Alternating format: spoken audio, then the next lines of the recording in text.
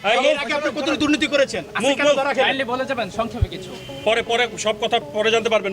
দুর্নীতির অভিযোগে এবার নাটকের অভিনেতা ফারহান আহমেদ জোয়ানকে গ্রেপ্তার করেছে বাংলাদেশ পুলিশ। জোবান সহ 6 জনের বিরুদ্ধে মামলা করা হয়েছে।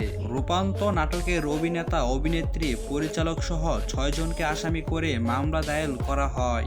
মামলার বাদী হিসেবে ছিলেন সুপ্রিম কোর্টের আইনজীবী অ্যাডভোকেট কাউসারুল জিহাদ। রূপান্তর নাটকটি ইউটিউবে প্রকাশের পর থেকেই শুরু হয় সমালোচনা। অসংখ্য পোস্ট ও লক্ষাধিক প্রতিক্রিয়া আসে নাটকটির বিরুদ্ধে। তীব্র সমালোচনায় পরে নাটকটি ইউটিউব থেকে সরিয়ে ফেলা হয়। জুবান বলেন, আমি বুঝতে পারছি না নাটকটি নিয়ে কেন তো সমালোচনা করা হচ্ছে। নাটকটির ভিউ হচ্ছিল 90,000, তাহলে বাকি মানুষ তো দেখেনি।